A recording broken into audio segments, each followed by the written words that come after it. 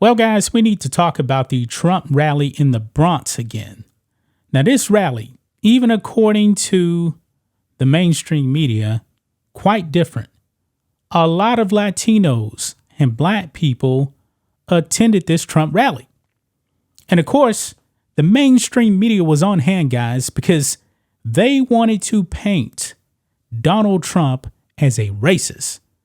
I mean, the mainstream media, man, they are in full panic mode right now, as almost half of Latino voters are actually going for Trump. And something like 20+% of Black voters are going to Trump. That equals out to disaster for their Lord and Savior, Joe Biden, who is destroying this country, man. People are actually paying attention to the real issues in this country. Newsflash. People just flat out don't have money right now. They don't. The pocketbook is hurting because of Bidenomics. Gas prices, inflation. Joe Biden actually refuses to drill, but he's actually depleted our reserves to get a little bit of a stimulus on lowering gas prices. It is putting a Band-Aid on a gashing wound. This man, Beijing Biden, has been a disaster. Everybody knows it, and I'm pretty sure even MSNBC knows it, but hey, orange man bad, man. We cannot have a good economy because the orange man is bad. He put out a very, very mean tweet. So therefore, we need to try to lock this man up. We can't have him winning. And MSNBC was actually on hand at the Trump rally to push leftist lies about Donald Trump. And guess what, guys? It completely backfired. Latino and Black voters, they weren't buying into the BS, man. They were not buying into the BS. MSNBC absolutely stunned that their propaganda was not working. Let's get into this, guys. Make sure you guys like this video. Subscribe to the channel. Become a channel member. Member live stream every single Friday at 10 a.m. Central Standard Time. If you're watching on Rumble, click the join button to get access to the same thing. So here we go, guys.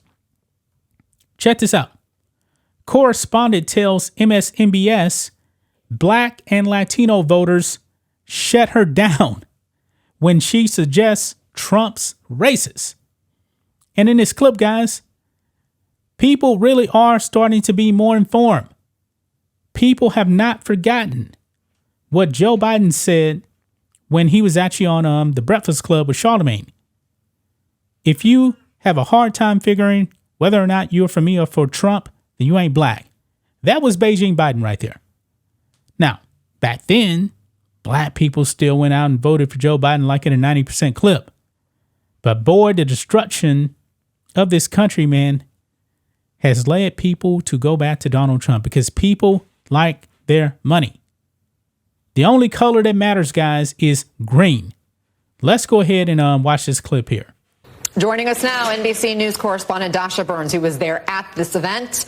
Chief strategist for the Bush-Cheney 2004 presidential campaign, Matthew Dowd, and former Obama campaign advisor, Amisha Cross. So Dasha, you were there last night. You heard it. You talked to the people who were in that crowd. How was his message received? Well, this might sound a little counterintuitive, but I did talk to folks in that crowd who themselves were immigrants. A lot of folks from the Dominican Republic. A lot of people that I talked to were born and raised in the Bronx. For some of them, this was their first ever Trump event.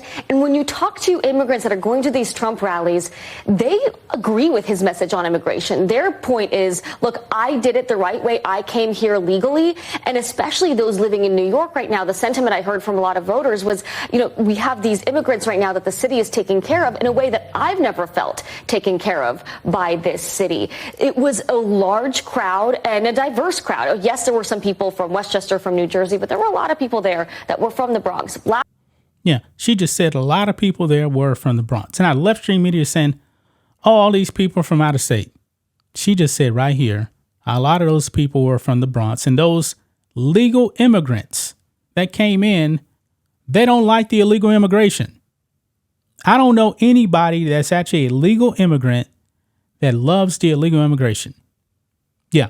So this is all backfiring, guys. Black and Latino voters that are sick of how much they're paying for gas and groceries, that are frustrated with the situation at the border, and that find President Biden's rhetoric when it comes to minority voters a little bit offensive. Take a listen.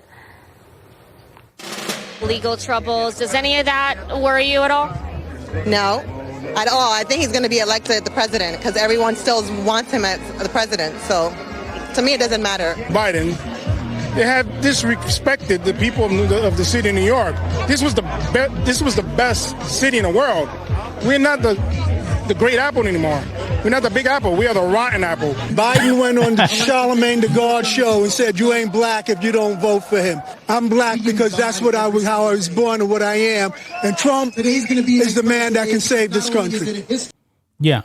So right there, he brought up Charlemagne right there. Now I'll bring up something else also. Beijing Biden said in the 1970s he didn't want his kids to grow up in a racial jungle. Beijing Biden opposed busing. Kamala Harris even called him out about that in 2020. Joe Biden also said you can't go to a 7-Eleven without hearing a slight Indian accent. Something along those lines. Pretty racist. Period.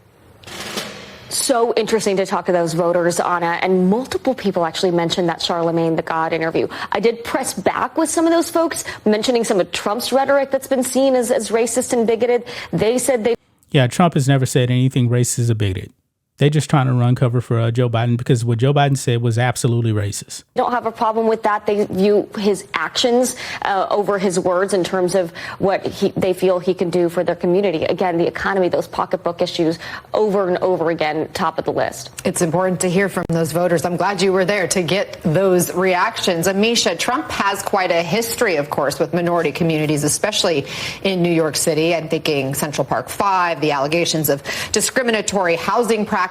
What's your reaction to him demonizing immigrants to try to connect with these Black and Hispanic voters in New York?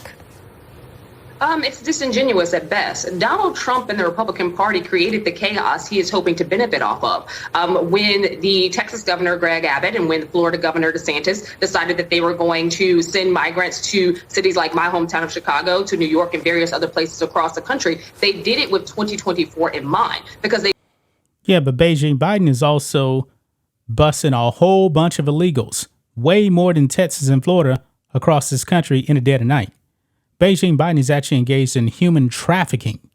Yes. They wanted to create this fight for resource allocation. They fundamentally understood that many Black people, as well as brown people in these communities, already were suffering from lack of housing supports, from food insecurity, from other issues. And they sought to create a more desperate situation and to have a population that would demonize new arrivals. I think that it is extremely disheartening. I would say that when talking to these voters in New York, there should have been more questions regarding or more comments about Trump's policies, because this isn't a rhetoric issue. Trump wanted to have the Central Park 5 actually murdered. He wanted to ensure that the state killed those young men. He wanted to ensure that, Black people did not have a space in the buildings that he had across the state of New York. In many cases, he's also pushed for anti-civil rights legislation. We have already seen what Project 2025 looks like. And for Black people and brown people across this country, it is an assault on our rights and an assault on our very being. That's what we should be talking about here. This is not a rhetorical game.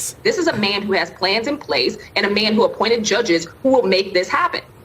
Matthew, Dasha mentioned how the economy was top of mind for a lot of these voters she was speaking with, and Trump did use an economic message as part of his appeal to this crowd, a very dark message about the impact of inflation. Take a listen.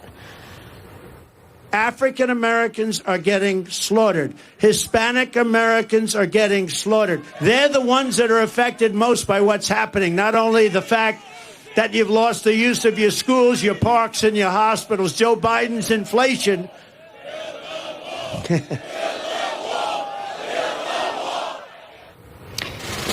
Matthew, is that a message you think could work with these voters who otherwise are a lot less likely to support someone like Trump? Well, it's interesting, and I was reflecting on this conversation as we go to the economy. In a time where people feel the economy's troubled, unfortunately, in our American history, this is unfortunate, two things happen. A strong man emerges, or a strong personality emerges, one, that people are willing to vest powers that they normally shouldn't in. And this has happened in the United States and around the world.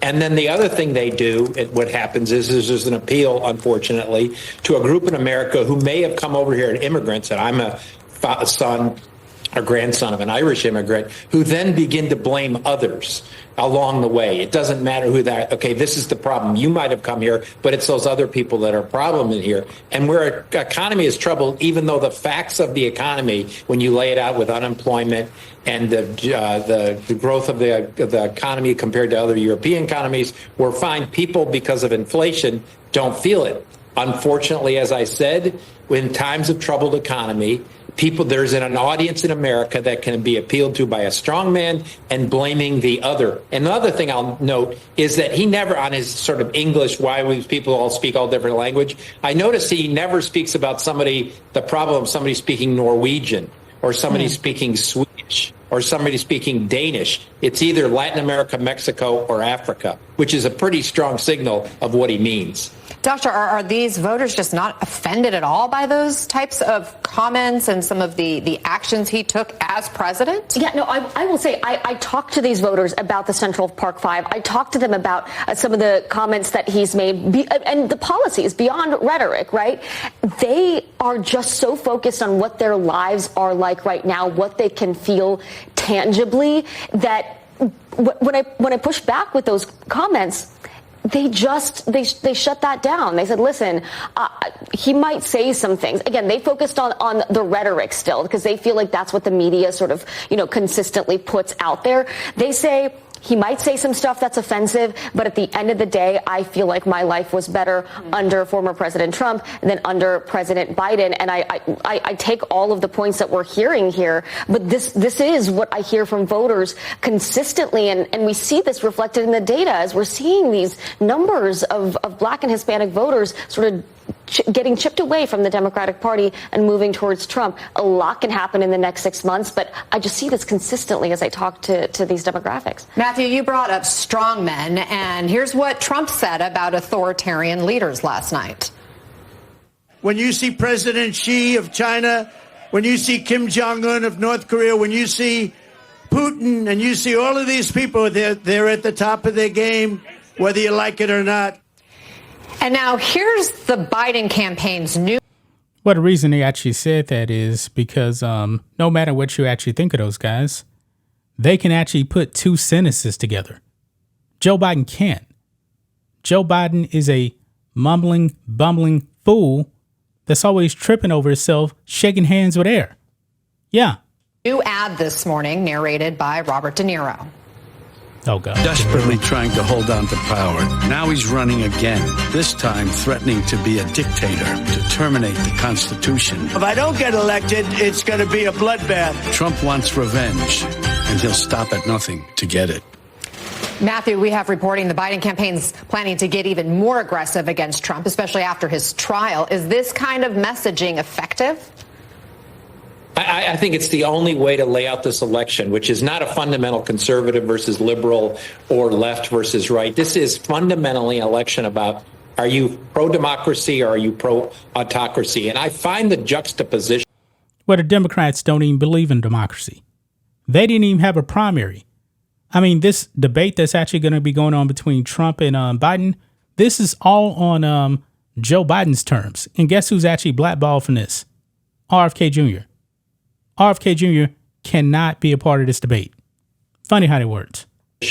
Of Donald Trump's comments yesterday and our discussion today, so amazing that we're going into Memorial Weekend where hundreds of thousands of men and women died to preserve democracy in America and fight against dictatorships and autocracy across the country as we celebrate those men and women in this country. And here we have the rise of somebody who has been very clear that he wants to be an authoritarian in the likes of Vladimir Putin and others around the world. And that, to me, what fundamentally this election needs to be about. I understand people are suffering in the economy and inflation and all that, but the Biden campaign, the Biden administration, and I would argue all of us need to say that we feel for that in the midst of this, but right now our democracy.